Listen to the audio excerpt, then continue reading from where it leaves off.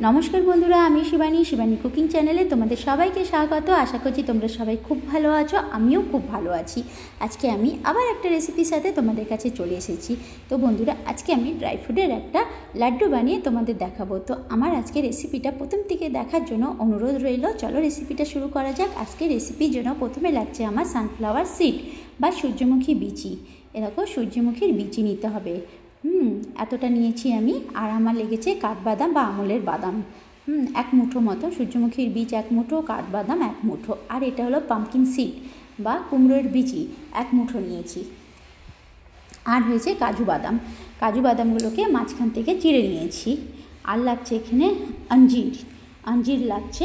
আঞ্জিরগুলোকে আমি দু টুকরো করে কেটে নিয়েছি। দেখো, দেখেছো, দু টুকরো করে আঞ্জিরগুলো কেটে নিয়েছি। ভিডিওটা প্রথমে আমি বানানো হয়নি, তার আগে আঞ্জিরগুলো কাটা হয়ে গেছিলো। তো আমি কাটা আঞ্জিরগুলোকে জয়েন করে তোমাদের দেখাবার জন্য যে এটা আঞ্জির করে, যাতে তোমরা বুঝতে পারো, সেই জন্য আমি এটাকে একসাথে মিলিয়ে তোমাদের দেখাচ্ছিলাম। তা আমি এগুলোকে টুকরো করে কেটে নিয়েছি আঞ্জিরগুলোকে। আর এদিকে হলো যে আমল বা কাঠবাদাম ছিল, সেটাকে টুকরো করে নিয়েছি বা চপার দিয়ে চপ করে নিয়েছি। দেখো, এইভাবে করে নিতে হবে বন্ধুরা আমল বাদামগুলোকে।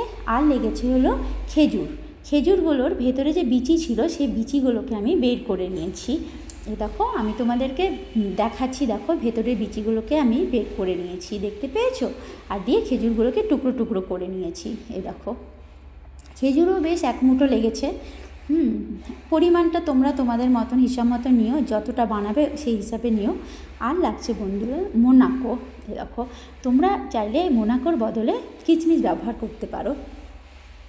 আমি মোনাকো ব্যবহার করেছি, তোমরা কিশমিশটাও ব্যবহার করতে পারো। এদিকে আমি গ্যাসটা জ্বালিয়ে নিয়েছি আর একটা স্টিলের কড়াই বসিয়ে নিয়েছি। গ্যাসটাকে একদম ধিমি করে রেখেছি। পুরো রেসিপিটাই হলো ধিমি আঁচে হবে।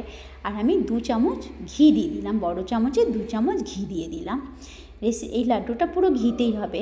ঘিটার মধ্যে আমি হলো পাম্পকিন সিডটা দিয়ে দিলাম, মানে কুমড়োর বিচিগুলো দিয়ে দিলাম। তারপরে আমি খুন্তি দিয়ে কুমড়োর বিচিগুলোকে এপিট ওপিট করে একটু হালকা ভাজা করছি। এরকম বন্ধুরা, হালকা ভাজা করছি।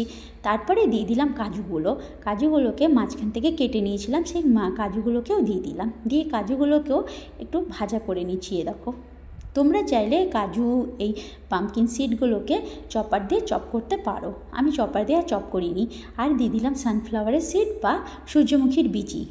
সবগুলো দিয়ে এই 3টে জিনিসকে একসাথে দিয়ে ভালো করে এবারে আমি হালকাভাবে ভাজা করে নিচ্ছি। মানে পাম্পকিন সিড, কাজু আর হলো সানফ্লাওয়ার সিড, সবকে হালকা ভাজা করে নিলাম। হালকা ভাজা হবে বন্ধুরা। ভাজা হয়ে গেলে একটা প্লেটের মধ্যে আমি তুলে দিলাম। দেখো, ভাজাগুলোকে দেখেছো। ফের ওই কড়াইয়ের মধ্যেই আমি হলো আরও 2 টেবিল চামচ ঘি দিয়ে দিলাম।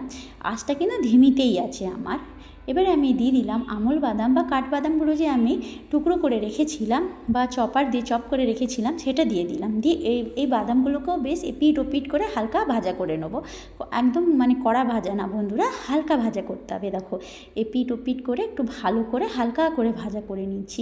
যেভাবে আমল বাদাম বা কাঠবাদামটাকে আমার চপার দিয়ে চপ করে নিয়েছি বা টুকরো করে নিয়েছি, এইভাবে তোমরা পাম্পকিন সিড, সানফ্লাওয়ার সিড, কাজু বাদামকেও চপ করে নিয়েও এরকমভাবে ভাজতে পারো। তো তোমাদের যেটা ইচ্ছে। আমি হলো পাম্পকিন সিড, কাজু বাদামগুলোকে চপার দিয়ে চপ করিনি, একটু বড়োভাবে রেখেছি আর কি। তো বন্ধুরা, আমার হলো এদিকে হলো কাঠবাদামটাও ভাজা হয়ে গেল।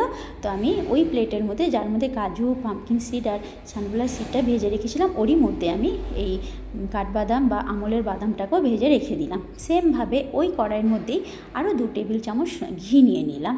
আর গ্যাসটাকে ধিমিতেই রেখেছি। তারপরে ওই ঘিয়ের মধ্যে আমি দিয়ে দিলাম খেজুর। দেখো, খেজুর দিয়ে দিলাম।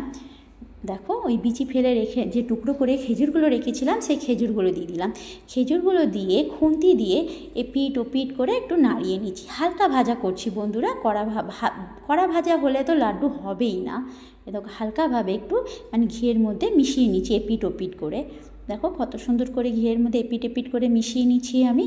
তারপরে আমি দিয়ে দিলাম হলো আঞ্জির তো তোমরা সবাই জানো, আমি দেখালাম তোমাদের। আঞ্জিরগুলো যে টুকরো করে রেখেছিলাম, সেই আঞ্জিরগুলো দিয়ে দিলাম।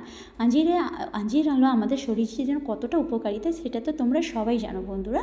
তো দেখো, খেজুর আর আঞ্জিরটাকে ঘিয়ের মধ্যে দিয়ে ধিমে আঁচ করে এরকম খুন্তি দিয়ে বেশ ম্যাশ করে নেড়ে ম্যাশ করছি এই খেজুর আর আঞ্জিরটাকে। দেখো, দেখবে এটাকে মানে এর মধ্যে না চিনি না গুড় কিছুই লাগছে না, অথচ এটা আঠা আঠা মতন হয়ে যাবে। এই খেজুর আঞ্জিরটাই আঠা আঠা হয়ে যাবে। এর মধ্যে তোমরা বন্ধুরা খেজুরের পরিমাণটা একটু বেশি দিও, আঞ্জির আর খেজুরের পরিমাণটা একটু বেশি দিও, তো বাইন্ডিং করতে সুবিধা হবে। আমার এখানে খেজুরের পরিমাণটা একটু কম আছে, তোমরা চাইলে কিন্তু তাও আমার বাইন্ডিং ভালো হয়েছে। লাড্ডু বানিয়েছি যে গোলটা যে আঠাটো ভাবটা ওটা ভালোই হয়েছে, তো তোমরা একটু খেজুর ব্যবহার করতে পারো। দেখতে পাচ্ছ খুন্তি দিয়ে কিভাবে হলো আঞ্জির আর খেজুরটাকে আমরা ভাজা করছি, মানে এপিট ওপিট করছি, মানে আঠা আঠা করে দিচ্ছি আর কি, মিশিয়ে দিচ্ছি পুরো। এরকম ধিমে আছে, ঠিক এইভাবেই করতে হবে বন্ধুরা। খেজুর আঞ্জিরটাকে পুরো এরকম খুন্তি দিয়ে এইভাবে করে নিতে হবে, তাহলে পুরো আঠা আঠা ভাব এসে যাবে। দেখো কীরকম আঠা আঠা ভাব এসে গেছে। তারপরে হলো ড্রাই ফ্রুটগুলো যে প্লেটে রেখেছিলাম ভাজা করে, ওর মধ্যে হলো 1 টেবিল চামচ দিয়ে দিলাম খসখস, মানে পোস্ত দিয়ে দিলাম। আর এইদিকে আঞ্জির আর খেজুরের মধ্যে দিয়ে দিলাম হলো 2 টেবিল চামচ মধু।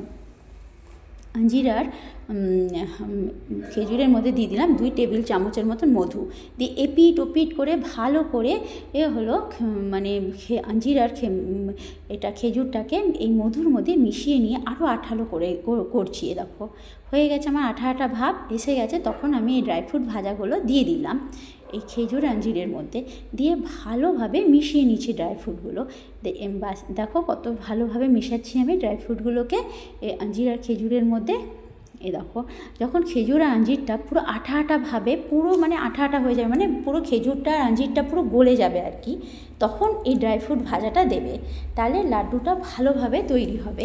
ফের ধিমি আঁচ করে এপিট ওপিট করে খুব ভালো করে মিশিয়ে দিতে হবে ড্রাই ফ্রুট ভাজাটাকে এই আঞ্জির আর হলো খেজুরের মধ্যে। ওর মধ্যে একটু মধু আমি দিয়েছি বন্ধুরা, সেটা তো আমি তোমাদের দেখিয়েছি এবং বলেছি। দেখো ভালো করে মিশিয়ে দিতে হবে। দেখো দেখতে পাচ্ছ এইভাবে ঠিক মিশিয়ে নিতে হবে। আমি ঠিক এইভাবে মিশিয়ে নিয়েছি। দেখো এপিট ওপিট করে ভালো করে মানে কড়াইটাকে ধরে তারপরে করতে হবে, আর গ্যাসটা পুরো ধিমিতেই থাকবে। দেখো আমার প্রায় হয়ে এসছে। আমাকে এই ড্রাই ফ্রুটের লাড্ডুর রেসিপিটা করতে আমাকে আমার হাজব্যান্ড হেল্প করেছে। তো আর হলো ওই জন্য আমার হাজব্যান্ডের হাত তোমরা দেখতে পাচ্ছ। আমার হাজব্যান্ড হলো প্রথমের দিকে পুরোপুরি আমার হাজব্যান্ডই মানে রেসিপিটা বানাচ্ছিল। এই যে এখন আমি একটু করছি, আমার হাজব্যান্ড একটু করছে, মানে এটাকে খুব যেহেতু নাড়াতে হবে সেই জন্য আমার হাজব্যান্ড আমাকে একটু হেল্প করে দিচ্ছিল। কেন এটা হলো খুন্তিতে নাড়িয়ে নাড়িয়ে এই রেসিপিটা তৈরি হবে, মানে লাড্ডুর যে পাকটা আছে ওটা তৈরি হবে। দেখো আমার রেডি হয়ে গেছে, আমি গ্যাসটা বন্ধ করে দিলাম, কড়াইটা নামিয়ে নিলাম। এবারে তোমাদের আমি লাড্ডু বানিয়ে দেখিয়ে দিচ্ছি। গরম গরম অবস্থাতেই কিন্তু লাড্ডুটা বানাতে হবে, ঠান্ডা করবে না, মানে চেষ্টা করবে যতটা তোমরা গরম সহ্য করতে পারো সেই গরমটাকেই মানে তোমরা সেই গরমেই তোমরা লাড্ডুটা বানাবে। এরকম যেরকম আমরা তিলের লাড্ডু বানাই একটু গরম গরমভাবে, ঠিক সেইভাবেই এগুলো ড্রাই ফ্রুটের লাড্ডুটা বানাতে হবে। দেখো হাতের মধ্যে একটু জল নিয়ে নিও, না তো ঘি নিয়ে নিও যদি গরম বেশি লাগে। আমি তো হাতের মধ্যে কিছুই নিইনি, এমনি আমি জলদি জলদি করে বানিয়ে নিচ্ছিলাম, ভয় লাগছিল যদি হলো লাড্ডুটা যদি ঠান্ডা হয়ে যায় তখন যদি আর পাক না ধরে, সেই জন্য। এরকম এইভাবে আমি পুরো মানে ড্রাই ফ্রুটের পুরো লাড্ডুটা আমি বানিয়ে নিচ্ছি এইভাবে। ঠিক খুব সুন্দর আমার বাইন্ডিংটা হলো লাড্ডুর। আর দেখো কত সুন্দর পাকটা এসছে, আমার একটু অসুবিধা হয়নি লাড্ডুর পাকটা করতে। এই দেখো আমার লাড্ডুটা তৈরি হয়ে যাচ্ছে, আমার লাড্ডুর মানে ছেড়ে যাচ্ছে না, কিছু হচ্ছে না, সুন্দর লাড্ডু হয়ে যাচ্ছে। দেখো গোল গোলভাবে আমি বানিয়ে নিচ্ছি।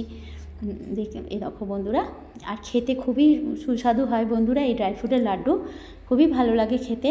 এই ছোটো বাচ্চারা তো চকলেটের জন্য বায়না করে, তোমরা কিন্তু এইভাবে ড্রাই ফ্রুটের ছোটো ছোটো লাড্ডু বানিয়ে বাচ্চাদের হাতে দিতে পারো, ওদের দেখবে চকলেটের জন্য আর বায়না করবে না, মানে এতটাই খেতে ভালো লাগে এই লাড্ডুগুলো। আর এখন ঠান্ডার দিনে এই ড্রাই ফ্রুটের লাড্ডু খাওয়া তো খুবই ভালো, সেটা তো সবাই জানো তোমরা। ঘরে মানে বড় থেকে ছোট সবাই খেতে পারে, আমার মানে সবাই বয়স্ক যারা থাকে তাদের জন্যও খুব ভালো এই লাড্ডুটা। এর মধ্যে চিনি বা গুড় কিছুই আমরা ব্যবহার করিনি। মধু তো ঠান্ডার দিনে খাওয়া খুব ভালো, শরীরকে গরম লাগে, সেটা তো আমরা সবাই জানি।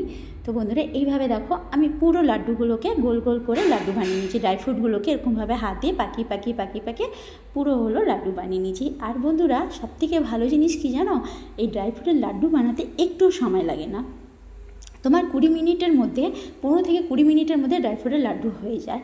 কেন আমি নিজে বানিয়েছিলাম, তো আমি নিজেই অবাক যে এত জলদি ড্রাই ফ্রুটের লাড্ডু বানানো হয়ে যায়। আর হলো এটা তো আর খুব একটা যে পাক দিতে হয় বা ওই সব তো কিছুই নেই, হালকা হালকা সব ঘিতে ভাজা হয়েছে, তো ওতে তো সময় লাগবে না। আর পাক যে একদম আমরা যেমন গুড়ের পাক দিই বা নারকেলের যে পুরের পাকটা দিই, ওতে যতটা সময় লাগে কিন্তু এতে ওরকম সময় লাগে না। 15-20 মিনিটের মধ্যে তোমার এই ড্রাই ফ্রুটের লাড্ডু বানিয়ে রেডি। এরকম এইভাবে আমি পুরো লাড্ডুগুলো বানিয়ে নিচ্ছি, পুরো লাড্ডুগুলো বানিয়েছি। আর পাকটা দেখেছো কত সুন্দর হয়েছে, পুরো আটকে যাচ্ছে পুরো। আমি ভাবছিলাম চিনি আর গুড় ছাড়া কী করে পাক হবে, তো দেখলাম বা সুন্দর তো, কেন খেজুর আছে ওর মধ্যে, তারপরে হলো আঞ্জির আছে, আঞ্জির আর খেজুরের আঠাতেই হলো পুরো মানে লাড্ডুর পাকটা ভালো হচ্ছে। এই দেখো আমার পুরো হয়ে গেছে লাড্ডু তৈরি। দেখো দেখতে কতটা সুন্দর হয়েছে বন্ধুরা, খেতেও অতটাই টেস্টি হয়েছে বন্ধুরা। তোমরা একবার বাড়িতে বানিও এবং তোমরা খেও। আজকে রেসিপি, এই ড্রাই ফ্রুটের রেসিপিটা যদি তোমাদের ভালো লেগে থাকে বন্ধুরা, আমাকে একটা লাইক, কমেন্টস, একটা সাবস্ক্রাইব প্লিজ একটু করে দিও বন্ধুরা। তো বন্ধুরা একবার বাড়িতে বানিও, হ্যাঁ দেখবে বাচ্চা থেকে বড় থেকে সবার খুব ভালো লাগবে এই ড্রাই ফ্রুটের লাড্ডুটা। তো বন্ধুরা আজকের মতন টাটা, বাই বাই। কালকে আবার আমি একটা নতুন রেসিপির সাথে বা আরেকটা কোনো একটা রেসিপির সাথে তোমাদের কাছে এসে যাব বন্ধুরা। তো তোমরা খুব ভালো থেকো, তোমরা সুস্থ থেকো, আর অনেক অনেক ধন্যবাদ এতক্ষণ আমার পুরো রেসিপিটা দেখার জন্য বন্ধুরা। তো বন্ধুরা আজকের মতন টাটা, বাই বাই। কালকে আবার এসে যাব, ঠিক আছে বন্ধুরা। তো ড্রাই ফ্রুটের লাড্ডুটা একবার বানিও, তারপরে বুঝতে পারবে কতটা টেস্টি হয় এই ড্রাই ফ্রুটের লাড্ডুটা খেতে।